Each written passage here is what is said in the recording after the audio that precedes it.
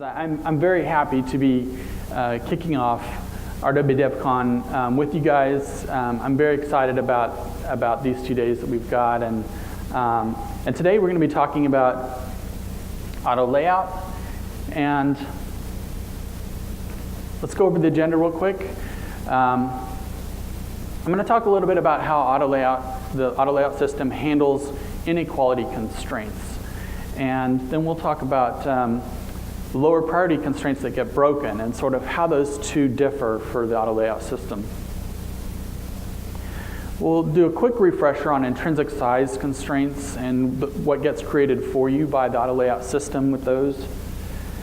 And then we're going to talk about UIStackView, which is a great new system for managing a lot of your constraints that you had to sort of manage manually before, and how to create your own constraints to go along with UIStackView.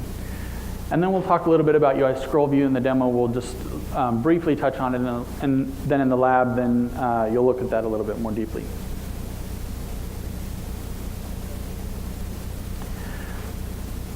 So auto layout is a language, and like any language, it's open to ambiguities. So you may look at this inequality constraint, and you may interpret that as try to get the blue view as close to 8 points away from the red view as possible, but it can also be greater. But that's not how auto layout interprets this. Auto layout is just as happy with 8 as it is with 20 or 100. When you create an inequality constraint, there's no preference for trying to get as close to that value as possible. Any of the values that are greater than, or in the case of a less than or equal to constraint, that are less than will satisfy that constraint. And in the case of lower priority constraints, you may interpret this as try to satisfy this constraint that has a 750 priority, but if another constraint takes priority over this, then just ignore this constraint because it's something else has higher priority than it. But auto layout doesn't interpret it that way either. Lower priority constraints that get broken, the auto layout system still tries to get as close to satisfying that constraint as it can.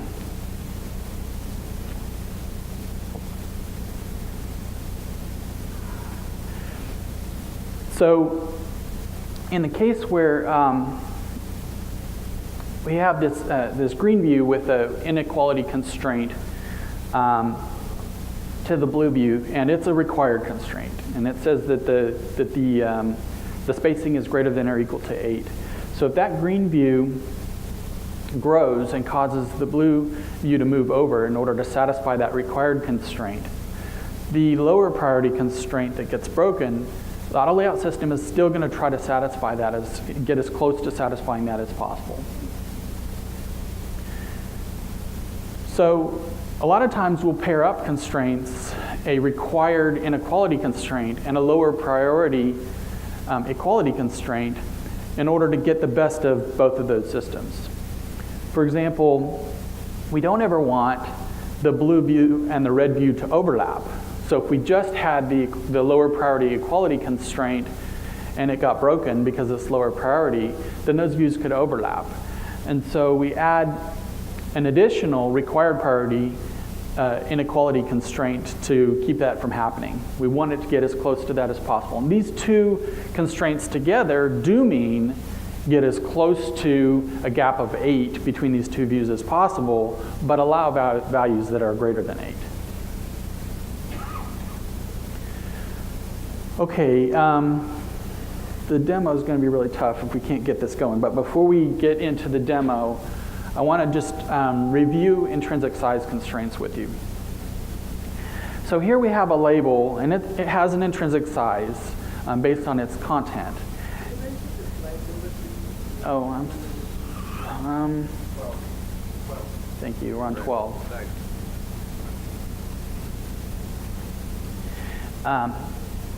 The auto layout system is creating 4 constraints for you behind the scenes to satisfy this intrinsic size.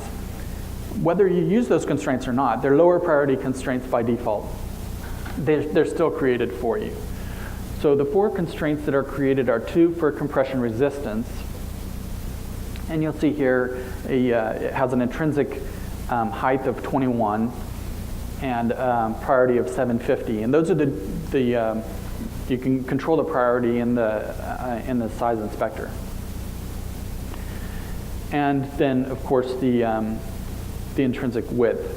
Those 2 are for compression resistance. So it creates greater than or equal to constraints at that priority for compression resistance. And then it creates 2 less than or equal to constraints for the same intrinsic width and height for content hugging, and usually at a different priority.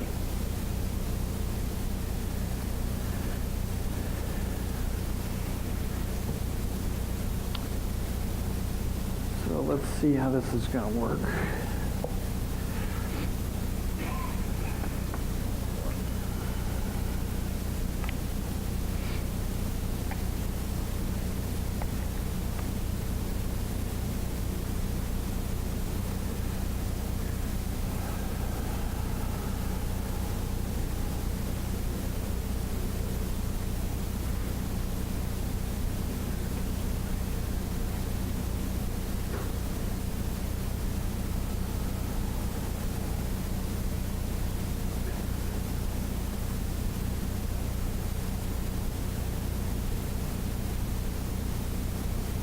So auto layout is a descriptive language, and I might have to be more descriptive than usual to give you this demo.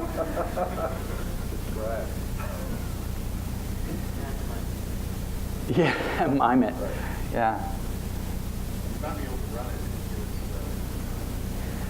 Let's start with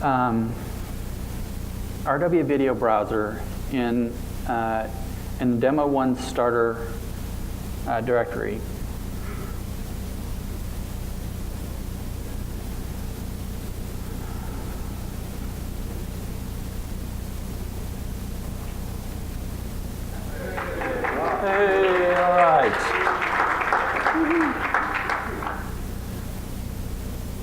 Okay, I'm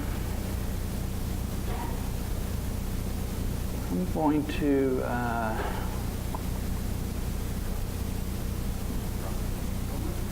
was thinking about changing the size of the resolution so you could see this better, but I think I'm going to not do that. Can you guys see that in the back? No. Okay, let me just change it.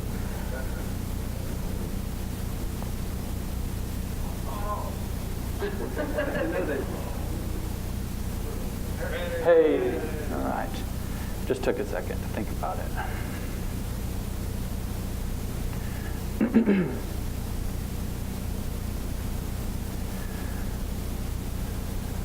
Okay, the app that we have here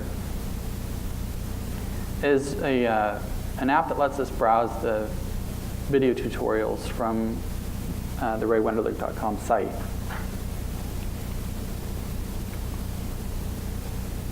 And if I run this in its current state,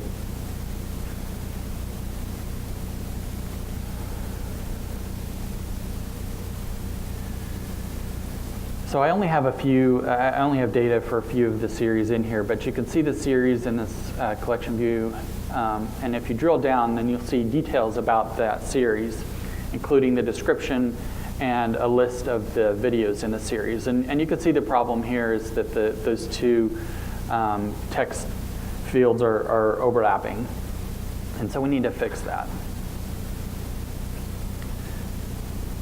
The video list label, the only vertical constraint that it has is a top space constraint to the image view. So it needs to be, right now it's set to be equal to a default distance from that image view.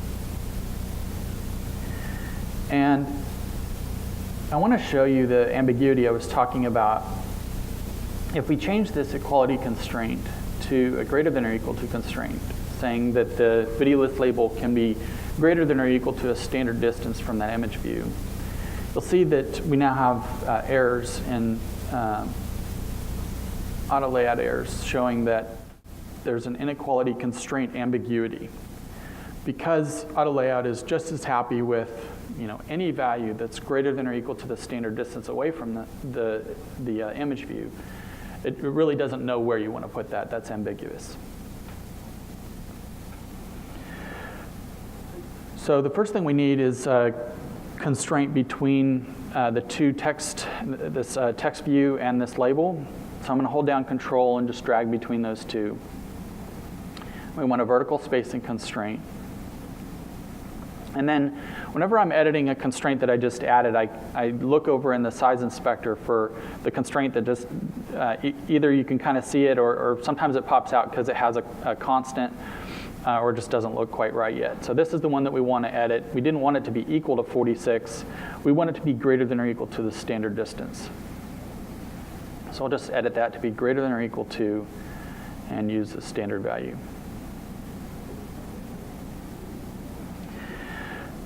So we have the constraint between the video list label and both the image view and the text field, but it's still ambiguous.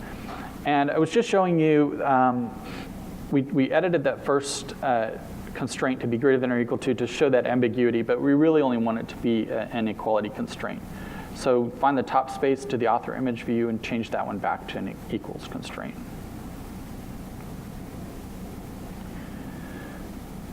Now, if the intrinsic content size of the description is too long, we don't want this equality constraint to, we want it to be broken. So let's change the priority from required at 1,000 to 999. Let's build and run and see how that looks.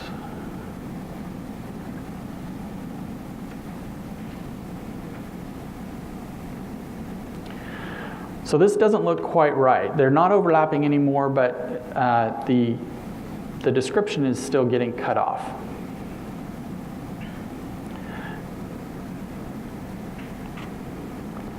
Whenever you're trying to figure out what's going on with your views, there's a couple things that you can, a couple tools that you can use for debugging them.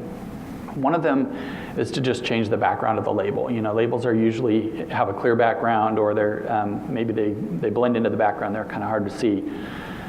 And so changing the background color can help with that. But there's another tool here. You have to switch back over to Xcode. It's not in the menu for the simulator, but back in Xcode under the debug menu, view debugging, there's this show view frames. The disadvantage of this over coloring the background is that you'll have to turn that on every time you build and run. But you can see it's created lines around my views. Now, I'm using the simulator's zoom feature to scale down, and so it's not quite showing the frames around the view. So you can change the scale at which you have the simulator to see those views. And we can see the description is in fact going down to the bottom of the image, but then it's stopping there. And if we think about the constraints that are involved here, the constraint that determines the height of this view is its intrinsic size constraint. So let's look at that view. There are two vertical constraints that are getting created for us, the content hugging priority, and then the one that's important here is the content compression resistance priority. Because the priority of this constraint is 750, and the constraint that we made between the video list label and the image, even though this constraint is no longer required, it still has a higher priority than the intrinsic size constraint. And so to fix this, we'll just change this from 999 down to 749.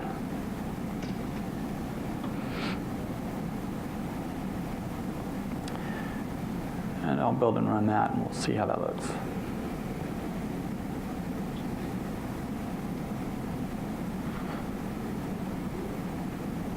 And that's perfect. That's exactly what we wanted. So now the description shows everything, and the intrinsic size allows it to size correctly, and then we get the size between the standard spacing between that and the video list label. I'm going to skip a couple of the steps to try to catch up. At the end of this project, I'll just say text is a little bit forgiving. Like I said, a lot of times the background of this label is going to be clear, and so there are times when it would be great if the content sort of, or if the view hugged the content, but it doesn't really matter if it doesn't. So when you're working with labels, sometimes you can fudge a little bit. Labels or text views, you can fudge a little bit and create constraints that are simpler, but that they look exactly the same. So let's close this project and open up the second demo project. This project is based on a real-world project that I was working on. Let me open up the finished version first and show that to you.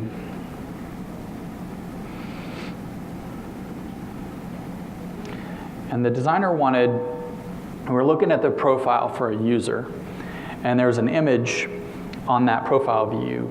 It was, a nice big image showing the user's profile image. And I'm going to scale this back down so we can see the whole thing at a time. So here's the nice big image in the profile view, but it was a scrolling view, and when that image scrolled off the top, the designer wanted this thumbnail image to come in from the side. And when the image came back into view, they wanted the thumbnail image to leave. And we're going to accomplish this just with constraints and with one line of code.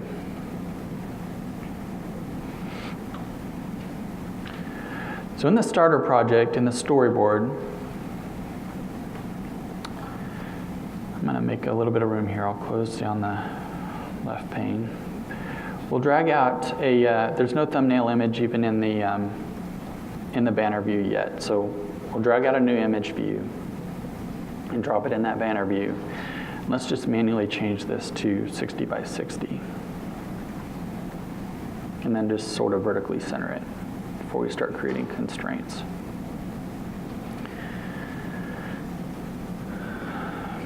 So we want this image to be square. And I'm going to hold down Control and just drag from the image and drop onto the image itself. And that'll show me the constraints that apply just to this view. And I want to pick two of these, so I'm going to hold down Shift and click on Width. And I could click on Height and just make both the width and the height the same, but in this case, I usually like to add a width and an aspect ratio, and I'll add those constraints.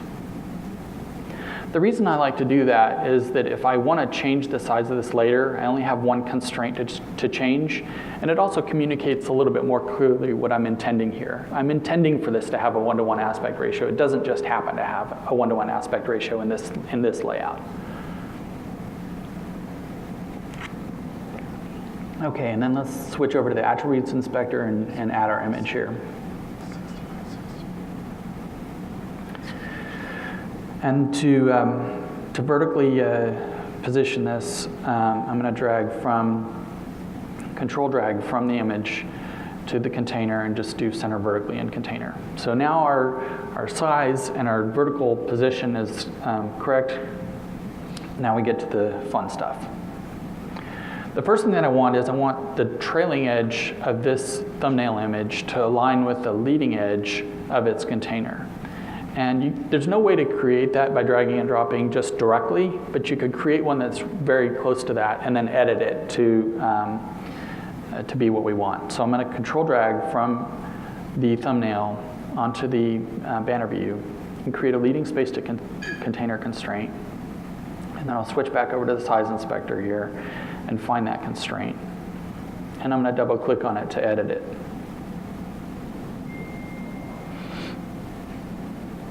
I don't want the leading edge equal to the leading edge of the banner view. I want the trailing edge. So I'm going to just change this to trailing. And the constant we want to start with is 0. And the priority will be 999. So now we have a lower priority constraint aligning the trailing edge of that thumbnail with its super view. Now this constraint is the one that will modify in code as the user scrolls, and so we'll create an outlet to that right now.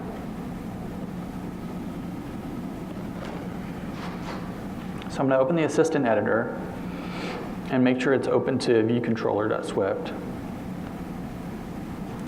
And then I'm going to control drag from this constraint that we were just editing into our class. We'll just call this thumb horizontal constraint.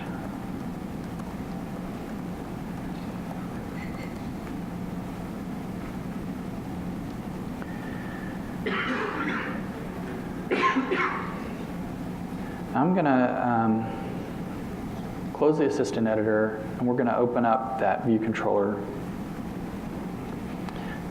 to add our one line of code. So we want the view controller to act as the delegate for the scroll view, and when the scroll view scrolls, then we want to modify the constant of that constraint according to the scroll view scroll position. So we'll add an extension for view controller, and it's going to be the UIScrollView delegate. The method that we're going to implement is scrollViewDidScroll. Can you center that a little bit vertically? Yes. Better? Yeah, thank you. So in scrollViewDidScroll, we want to set the constant of the thumb horizontal constraint. And it's going to be equal to the content offset of the scroll view plus any content inset. If the scroll view has a content inset, then that's going to be sort of the starting position. And then the content offset is what the user scrolled to.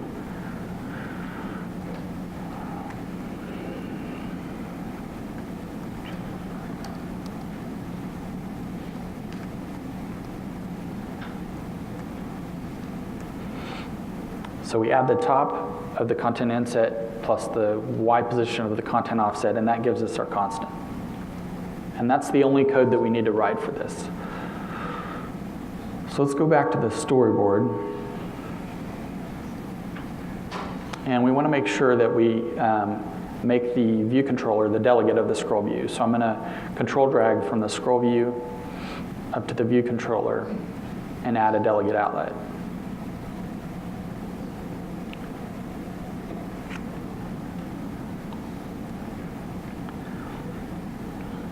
Now, if we build and run, what we should see is that that thumbnail image view responds to the scrolling.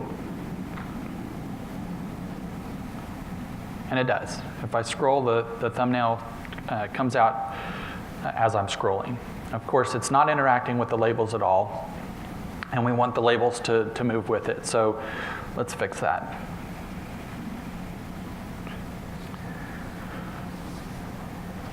So here we have a view that's off the side of the storyboard. It's going to be hard to drag from it in the editor pane, so we'll just drag between the items in the document outline.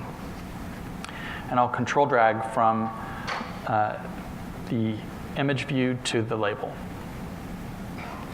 And we'll add a horizontal spacing constraint. And then let's find that new constraint, and that's this one here. And we don't want it to be equal to 30. We want it to be greater than or equal to the standard value.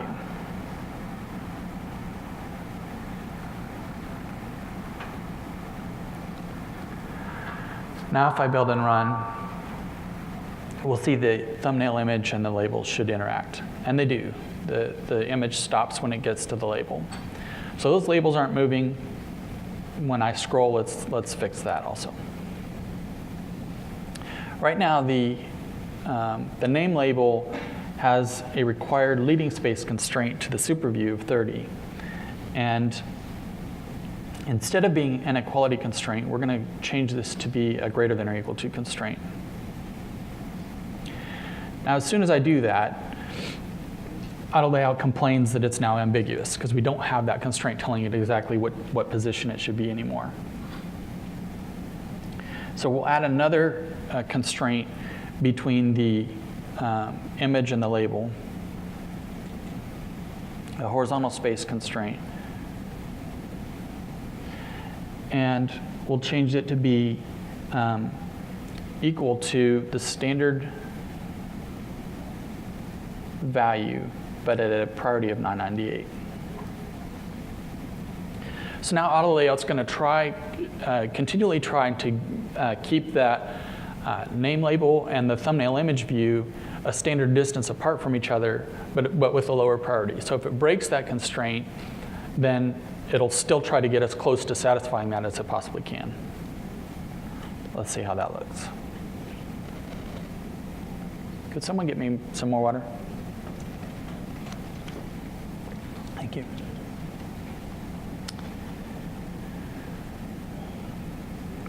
All right, awesome. So now our labels move over as well as the thumbnail image, but they're not stopping anywhere. We want it to stop as soon as it gets to the right spot on the screen. So we want a constraint between the thumbnail image and the banner view. So I'll control drag from between those two and create a leading space to contain our constraint on the image. And we don't want that to be -70. Thank you. We want it to be less than or equal to 10. So this will allow negative values, but it'll never allow it to get greater than 10.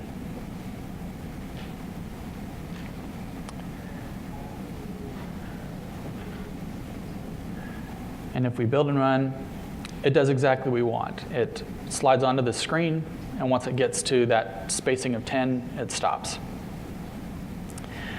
And that's it for this demo. So let's look back at the slides and see what we learned.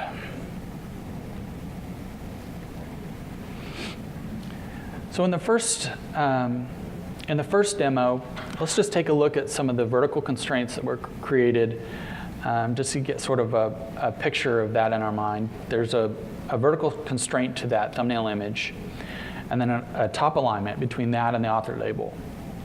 The author label itself has an intrinsic height constraint, and then we created an explicit constraint between the author and the description. The description has an intrinsic height constraint. And then we created two constraints to the video list label, a greater than or equal to constraint to that description label, and a lower priority constraint to the thumbnail image. On the second demo, the first constraint we created was between the trailing edge of the thumbnail image view and its super view, that banner view. And that's the one that we changed in code. We changed the constant of that one in code.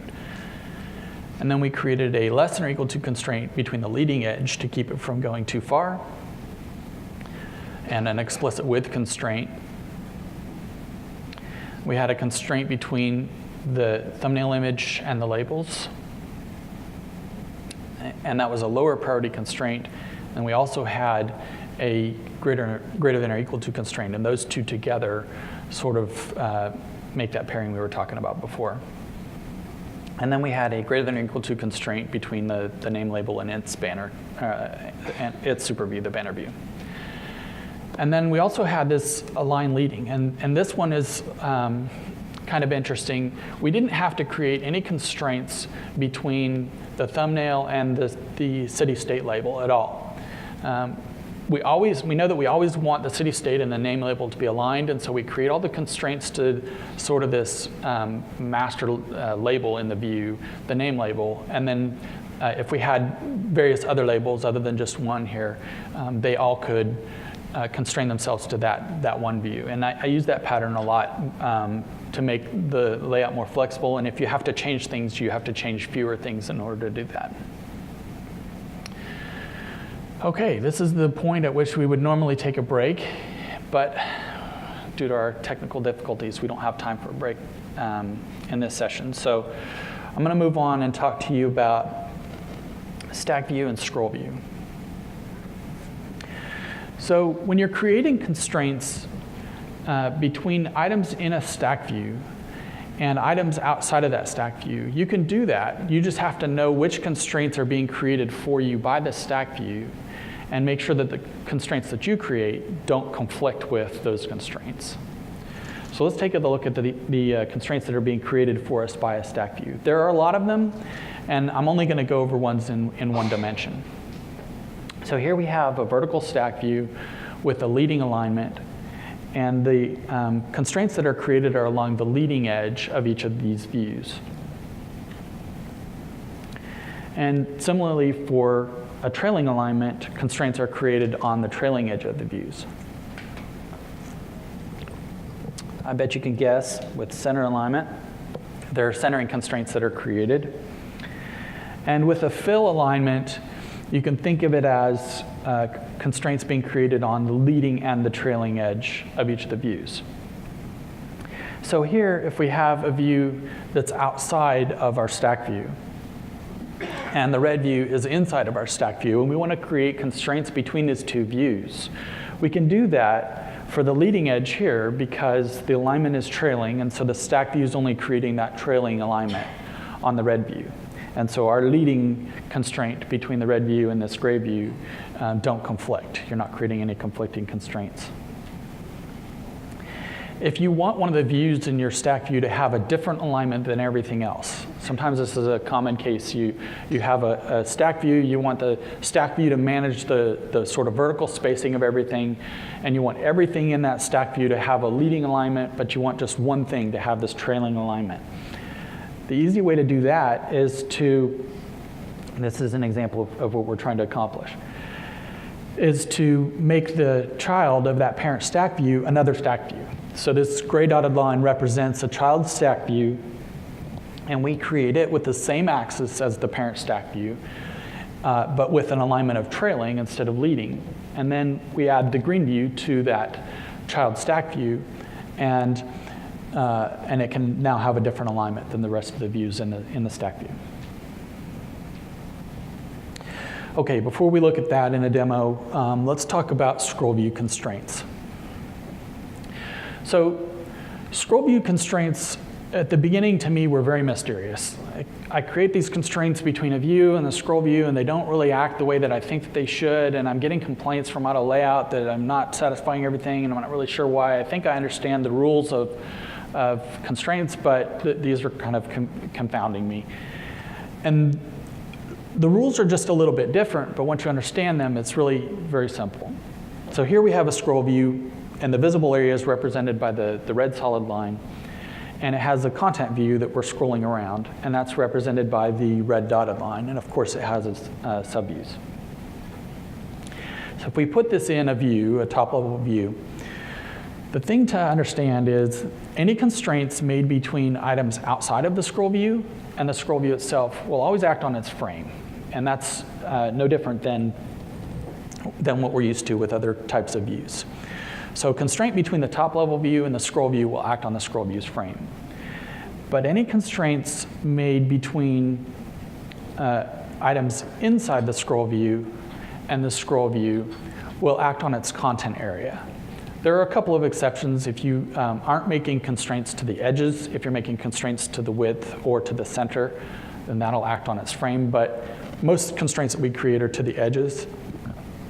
And in this case, the constraints between the subview and the scroll view are acting on the content area and not on the scroll view's frame itself. And of course, you know that in order for auto layout to be satisfied with the constraints that you have to fully constrain your layout. You have to fully describe the X and Y position, the width and the height of every view. The same thing is true with the scroll view and its content view. You have to have constraints that fully describe the content area. And so here, if we had a subview and we created constraints to the leading and the top, we would also need constraints to the trailing and the bottom in order for the scroll view to know what the size of its content view should be. Okay, let's take a look at that in a demo. So we'll start with our video browser project.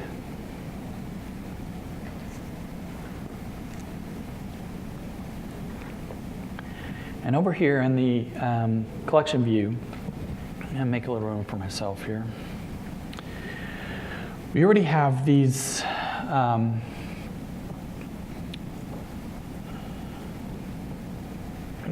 constraints on these items, but we're going to switch it over to using a stack view. So I'm going to hold down Command and select each of these, and use this new stack view button down at the bottom to embed those in a stack view. Now it guesses if I want a vertical or horizontal stack view, and it guessed wrong in this case. So I'll just go change that back to vertical. And when it did that, it reordered the items, so I'm going to fix that also. I want the title label at the top. Okay. We'll set the spacing on this to 8, just to put some room in between the items. Now we'll create some constraints on the stack view itself to position it in this cell. And the first two constraints that we want are between the stack view and the image.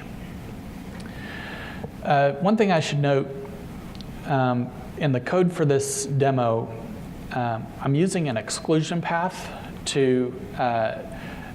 on the text view for the description to keep the description and the image view from overlapping.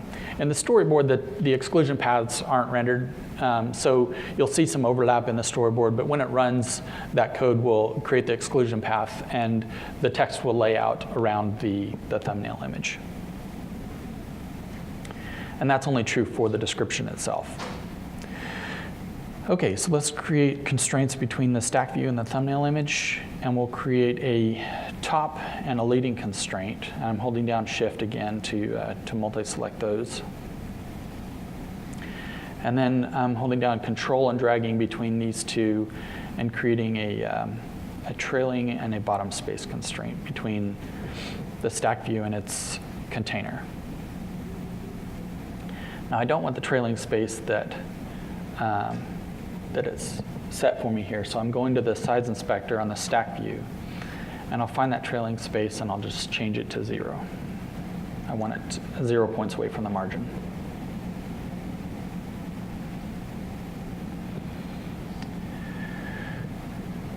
So the first thing I want to show you is how to change the alignment of this More button. So we have everything aligned to the leading edge. And we can do that by embedding the More button in its own stack view. And now we'll create a constraint, a trailing constraint between this stack view and its parent stack view.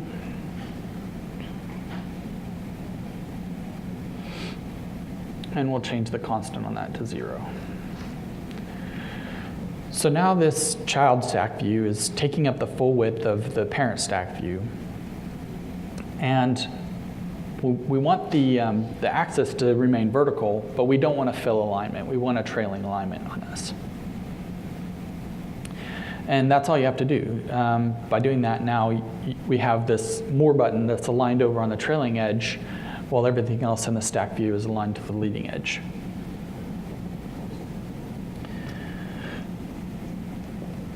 So that doesn't solve the problem for the rest of our views, so I'm going to unembed that. We'll take a different approach for solving the problem for everything. So now we have a More button back in the top stack view, and we're going to change the alignment of that top level stack view from leading to trailing. So now the button is in the correct position, but both of our text elements don't look correct. So let's start by creating a leading space.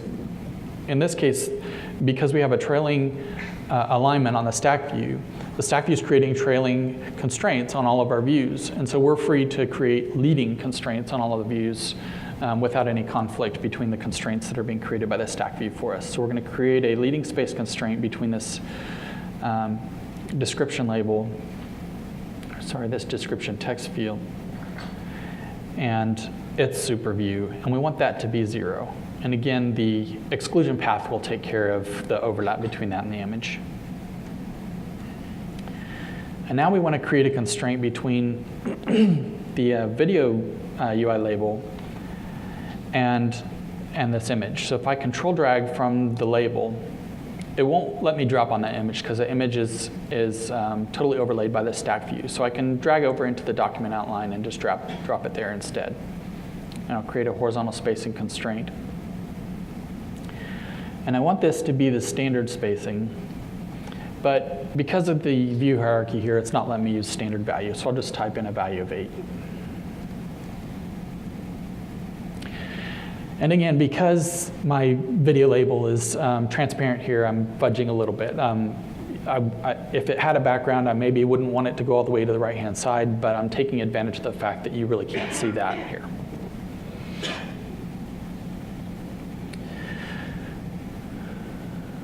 Okay, so that's creating manual constraints in a stack view. I'm going to show you in the demo just a very simple example of creating constraints in a scroll view. And then in the lab, you'll take a look at some maybe a little bit more complex of a situation. So in the Alt-U catalog starter project, in the storyboard,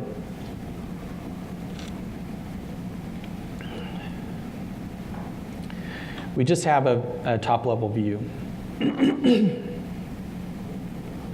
Let's add a scroll view to that.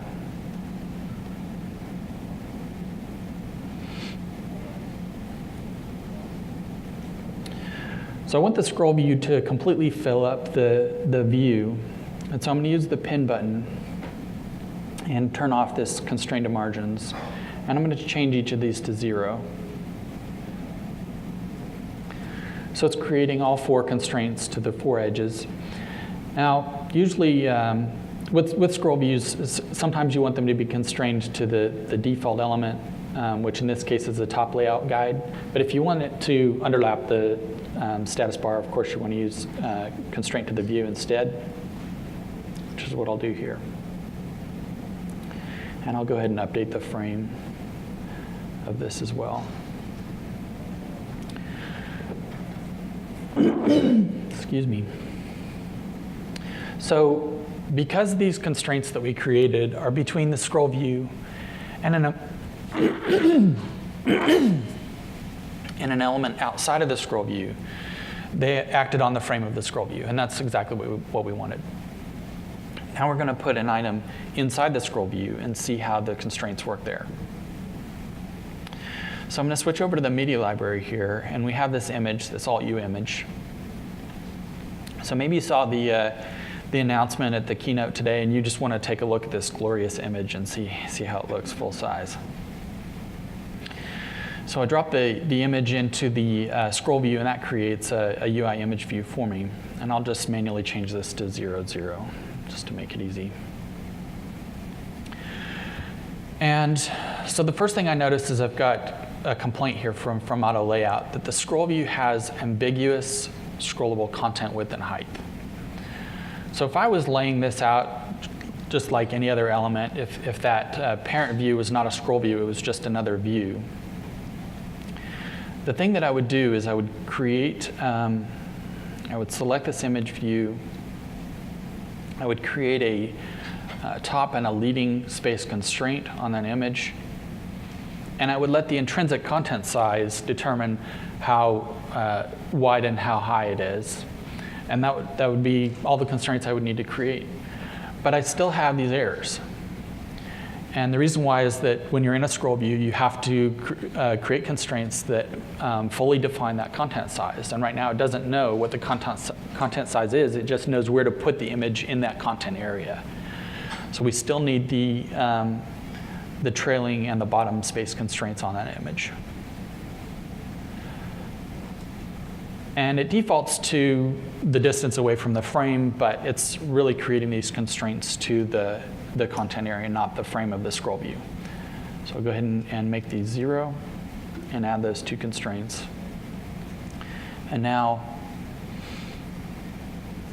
our auto layout errors are gone, and if we build and run this, we can see that we can scroll around and view that image, and it makes the content size just as big as it needs to be to show that full image. And that's really the basics of UIScrollView constraints.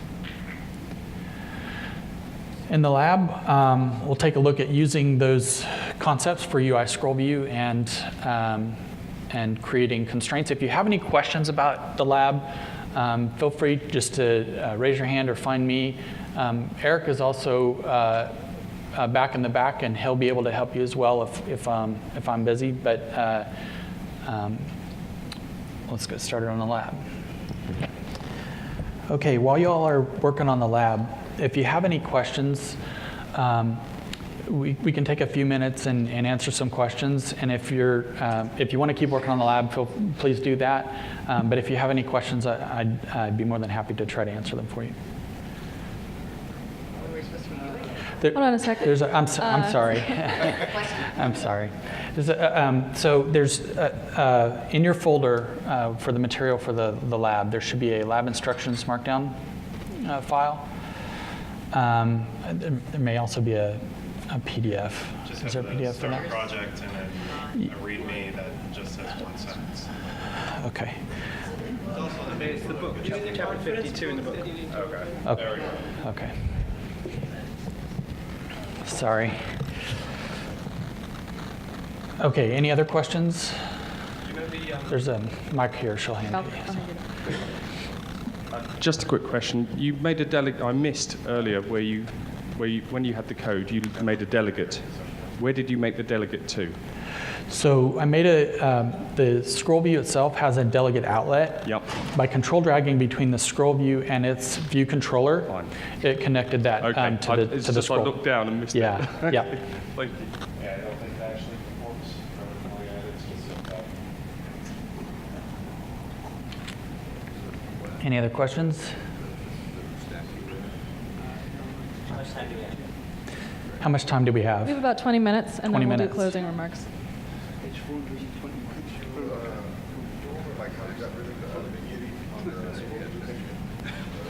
Yeah. Yeah. So, What was the question? The question is, how did we get rid of the ambiguity on the scroll view? So ambiguity really means that auto layout doesn't have all the information that it needs. And usually, with most views, that means that it either doesn't know where to put the X or the Y position, or it doesn't know what the width or the height should be. And if you have a view that has an intrinsic size, that's usually where it gets, at least by default, it'll get its width or its height from the intrinsic size. If not, then you have to create your own constraint to specify what the width or height of that view should be. Scroll views have an additional element that that have to be defined, and that is its content size. So when we created the top left, or the leading constraint, the top leading constraint between the image and the scroll view, that determined where the image should be placed. And the intrinsic size of that image determined its width and height, but the content size of the scroll view itself still wasn't defined. And so when we created the trailing and the bottom space constraint between the image and the scroll view, that's what finally allowed the scroll view to know, oh, my content size needs to be big enough to show all of this, this image. So there was now a constraint between the image and all 4 sides of the content size of the scroll view. So its intrinsic size was determining the image's width and height, and those constraints between the image and the scroll view are what determine the content size of the scroll view, and that's what finally got rid of that ambiguity. Other questions? Yes. So, just a more advanced question, not particularly about the demo project. Hold on a second. Uh-huh. Out of curiosity, in a lot of the projects that I've worked on, one of the problems I've instantly seen is in iOS 8 they introduced the intrinsic sizing on table view cells, and they have the auto dimensions. I've noticed a ton of odd behavior when it comes to label resizing, especially when they started introducing the predictive sizing, the width, the preferred content width inside the labels, and it seems like everything kind of blew up at that point. Yeah. So I usually end up defaulting to setting the size and calculating it based off of auto layout and table view height for row at index path. And I'll force it to resize itself based on priority constraints for width and height and the rest. I'm just wondering if you've ran into a similar issue. Yeah. Because I'd love to let it just do its thing, Yeah. but 90% of the time it doesn't do it reliably enough for me to Yep. just let it do it. Auto-sizing cells are still a little bit of black magic for me, which means that, you know, I guess I would say auto-sizing cells combined with multi-line text. Yeah, 'cause that's usually where I run into the Yeah. issue. When it's anything else, it's fine. Yep. But So in the RW video browser, it's using a collection view with auto-sizing cells. And usually what I end up doing is, well, there's a couple of different things in play. One is how do you deal with the text? And what I'll do is I'll constrain it in one dimension. And usually what I want is the width to be constrained and the height to be determined by its intrinsic size. And then the height of the cell to be determined by that intrinsic size. And so I'll constrain it in the width dimension, the label between the cell. So I want you know, maybe a 0 to the margins on either side of the cell. But that alone isn't enough to determine the auto-sized width of that cell. Same thing would be true of height for table views. They don't have the width element to them. But so there are times when you have to create like either an explicit size constraint or something like that to allow the auto sizing to determine the actual width of the cell itself, and then from there it'll determine the size of the multi-line text. So putting multi-line text and auto-sizing cells together is still, you know, kind of fiddly. You got to fiddle with it to make it work right. Yeah. But that's usually what I end up doing. Yeah, is I'll have something else like an image or something like that I know, or if there's a separator or something like that, it's like I know I want this to be a certain size, and then I make the cell size off of that. yep. Okay. I just posted a link in chat to a really awesome article from someone who now works at Apple on the self-resizing cells. It's actually a Stack Overflow question when he answers it in great detail, with a great explanation on some of the compression conditioning and stuff to make sure it works. Yeah, the hardest part is when you have a dynamic enough cell and you've got text that isn't aligned with a straightforward width, and when you support multiple screen sizes. Yeah. And that's where the preferred content width starts taking into effect. And I remember in iOS 7 and iOS 8, there was a huge change to how that worked. And it drove me absolutely mad because on one version of iOS, I'd get the right behavior. On the next version of iOS, I'd get the completely wrong behavior. And I'd end up having to calculate that width and set it specifically, then run an auto layout pass through it, and then let it calculate everything, which drove me absolutely mad. Because I was running 3 auto layout passes before I could actually get the width, which was inefficient. Yeah. But So I'll mention this again in the conclusion, but I'll put my Twitter handle up. Feel free to contact me on Twitter, or I love auto layout challenges. They're you know, kind of like a puzzle for me. So if you have a particular layout you're trying to accomplish and you're just having a difficult time with it, you know, reach out to me, and you know, I can't guarantee that I'll be able to solve it, but I'll help you out if I can. Hi. Two questions. Yes. What can I get for free, and what do I have to do a hard way, moving between sizes of devices? What can I get for free, and what do I have to do a hard way, moving from orientation to orientation? Yeah. So the answer depends a lot on your layout. So if you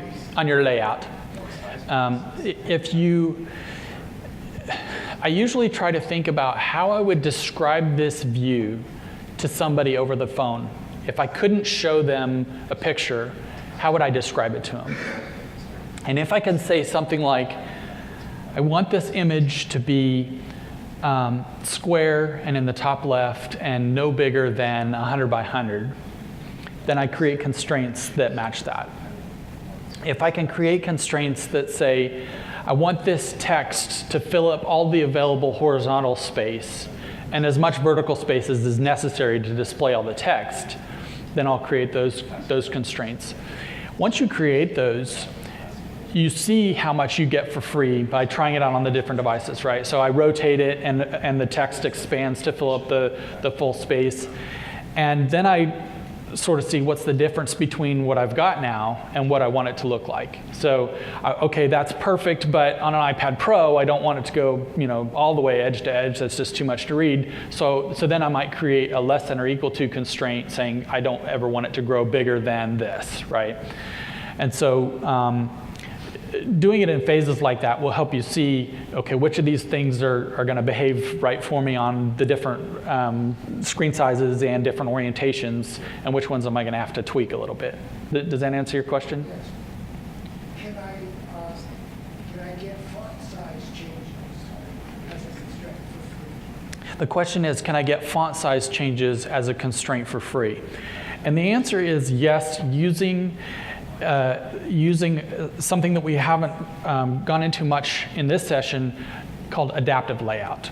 There's a good video session, a video series on the site on adaptive layout. And what adaptive layout lets you do is change things like font size and even images and things like that based on what's called a size class. A size class. So Apple has divided screen sizes into these different size classes. And so compact, like a phone in a vertical orientation, is said to have a compact width. But of course, an iPad Pro or an iPad even has what's called a regular width.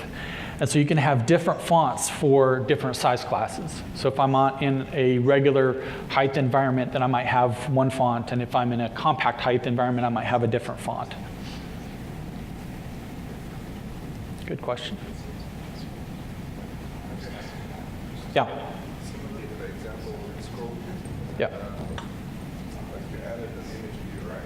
But let's say you were adding multiple labels on Mm-hmm. texts. What happens there? Do you configure in a view all of them, or you just add it directly to the ScrollView? What do you do in this situation? You have a lot of stuff you want to do. Yeah, so the question is, in a scroll view, if you don't just have one view, the image view that we had in the example, but you have a lot of different views, then do you put those in a container view, or how do you create those constraints? Some people like to use a container view, and that way they only have to create constraints between all of the subviews in the container, and then the container and the scroll view itself. I usually don't use a container unless it gets me something else. What you have to do is you have to make sure you have sort of this unbroken chain of constraints in the horizontal direction and in the vertical direction between all of your views. So let's say we had a 2-column layout in a scroll view. I had a column of text over here and a column of text over here. I would make sure that there was a leading constraint between the scroll view and the first text element. That text element either has an intrinsic width, or it has an explicit width, or something else is determining its width. And then another constraint between the first column and the second column, its intrinsic width, and then make sure and add that final constraint between the trailing edge of the second column and the scroll view, so that you have this unbroken chain of constraints all the way from the beginning of the scroll view to the end of the scroll view, and the same thing in the vertical direction. And by doing that, all those constraints together, AutoLayout can calculate what that content size should be.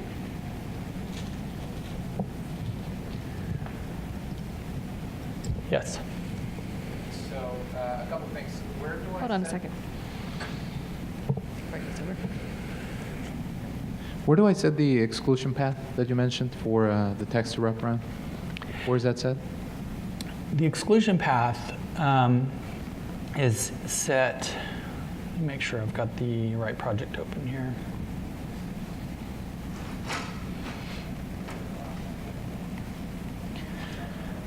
So in the RW Video Browser project, in the series cell, I'm looking at the finished folder, at the finished state of RW Video Browser, and in Awake from Nib, line 66, it starts modifying the text container. Those aren't all related to the exclusion path. There are a few things that text views, I wanted to use the exclusion path, and so instead of using a label, which does not have an exclusion path, I used a text view. And text views behave differently than labels by default in some of their padding. So the first few lines of this are setting those padding defaults back to behave like a label would. and then starting on line 71 is calculating the rectangle of the thumbnail in the coordinate space of the text view. And then line 72 is passing that rectangle in as a Bezier path, an array of Bezier paths with only one element. Got it. To the exclusion paths property of the text view. And that's all you need to do, and it'll automatically calculate the exclusion path around that. Okay, I've never used the exclusion path, so I didn't know where It's it was. it's fantastic. Yeah, I like it a lot. The second one is, what's the standard space defined pass in a constraint? So standard space, I'll give you my my little rant on standard space, or soapbox, I guess. I usually use standard space, even though in every case that I've tested it, it turns out to be 8. There are examples of other things that Apple does, like margins, for example, where they change the margin depending on the device you're on. So for a top-level view, the margins of the top-level view are 0 at the top and the bottom, and 20 on the left and the right, on certain devices. On other devices, it's 16 on the left and the right. And they do that because the devices are the smaller screen size devices, right, like the iPhone 5. And so they've determined that, hey, we can get that extra 8 pixels of space by reducing the margins a little bit. And if they came out with another type of device where they felt for some reason it would be better for the standard space between elements to not be 8, but to be 6 or 4 or 20, I usually would want to accommodate their standards and use that standard space between elements. So even if when I'm creating constraints between 2 items, if it defaults to 8, I usually will change that to use the standard value, so that, because that's usually what I want. I want it to be the standard value. Even though the actual constant happens to be the same between those 2, I'll usually change it from 8 to say standard value. Was there a question back here? Yeah. I was going to say, would it be a good idea to do the exclusion path and lay out some piece or something in case that frame changes when the cell decides? Or is that a bad habit? Can you repeat the question? Yeah, so the question was, would it be a good idea to set up the exclusion paths in layout subviews in case the frame changes? Yes, if the frame, so here we're setting an exclusion path in away from nib, which is only going to happen once. And if the layout caused the path that we're calculating of the thumbnail image to be different, then yes, you would away from nib would not be a good place to do that. And I guess a related question: are your frames going to be where auto layout will put them in away from nib? Is that like guaranteed? I'm just wondering when things get laid out. I think that if you did not resolve errors in your storyboard, if you had it in a different place, I wouldn't be surprised if the frame was wrong and away from nib. I'd have to test that to be sure, but you're probably right that it's not the best place to do that. In this case, it turned out to be okay, but. I just have a quick question. Say you have just a real basic stack view, Yeah. and you have a series of items that are, say, justified to the left. I've run into cases where there's one item, maybe a text view or something. I'd really like just to have a little bit more of a buffer away from the edge of the view. I understand that you can put in an additional stack view or maybe an additional view and then create a constraint inside of that. Are there any easy ways of just bumping something over, even though it's going to be left justified in that stack view? So you can, the old answer would have been to use a spacing view. You could use a spacing view. There's another thing that's new in iOS 9. I believe it was iOS 9 UI layout guide. Unfortunately, you can't create a UI layout guide in the interface builder. You have to create it in code for now. I hope they change that. But you can think of it sort of as a spacing view, but it doesn't participate in rendering. So it's cheaper than adding a new view to the hierarchy. And you can add an explicit width constraint on that UI layout guide, just like you could on a view. and constraints between that layout guide and other elements. So you could do that. I think that would be a pretty clean way to, if you knew either an exact indent that you wanted, or if it was a calculated indent or related to something else. The great thing is it acts just like a view. So you could say, I want an equal width constraint between this and this, or something like that, and that would create that standard spacing. So hopefully you've had a chance to progress in the lab. But if you haven't, or just to show you how it works, I wanted to give you a little teaser for taking a look at it if you need to wrap it up later. What we have here is a treasure map, and this arrow is pointing the way to the treasure. And when you scroll through this scroll view, and you get to the spot where the treasure is, the arrow will change, and then it'll change to an X to show you X marks the spot. And this is being done, that switching between the arrow and the X, of course, is done in code, but the constraints are taking care of this positioning. The rotation is also done in code, but positioning the red view on the screen in the correct spot and always lining up with the X marks the spot is all done via constraints between this element and there are constraints between this element and the scroll view and this element and outside of the scroll view to accomplish that effect. So what did we learn?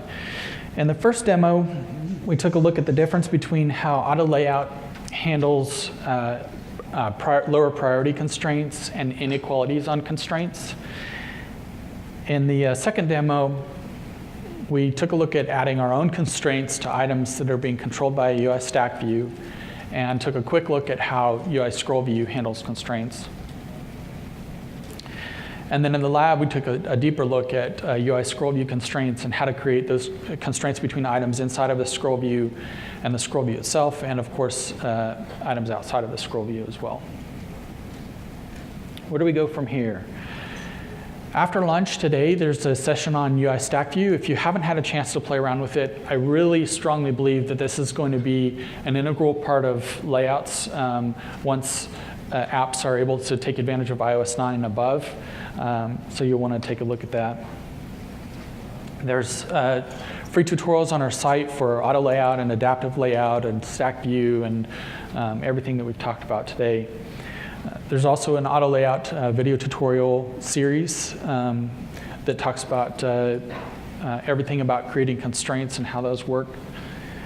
And an excellent series also on UIStackView and understanding those a little bit more in depth. You can always reach out to me on the forums on the site or on Twitter at Jerry Beers, and I'll be happy to help. And with that, I'll hand it back over to Andrea.